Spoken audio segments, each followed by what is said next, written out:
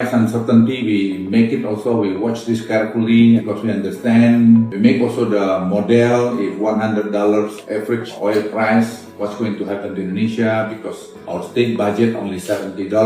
So the deficit like 200 something trillion rupiah. So what should we do in order to solve this? Something like that. So we are quite detailed to look at this problem.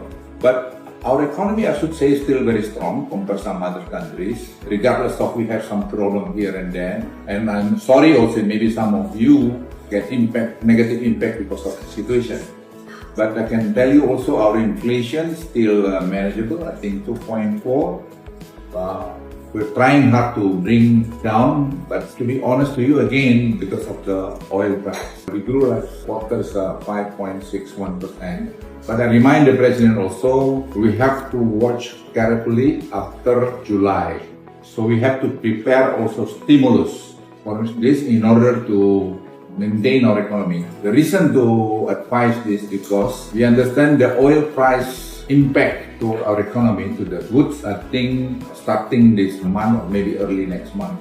So we'll see the price.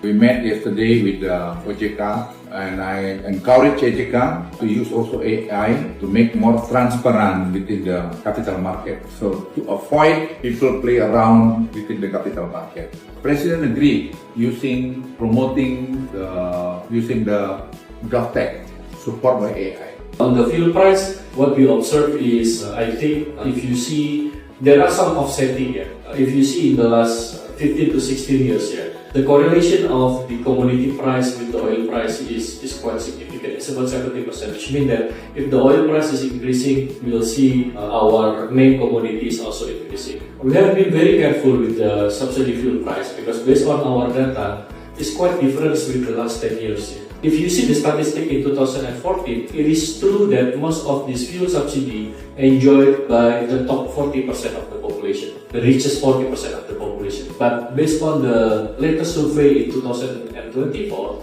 it is actually the other way around. The bottom 60%, especially the bottom 40%, are the ones who enjoy this fuel subsidy. So this is something that I think one of the considerations why the President decided to keep the fuel subsidy. Indonesia is also currently developing the special economic zone for the financial sectors, or we call it like Indonesia Financial Center, to improve investor confidence and also legal certainty. So there are a few aspects on this. For example, we will introduce internationally familiar legal frameworks. We're going to implement the common law practice in the special economic zones. So more efficient dispute resolutions. And we also give a targeted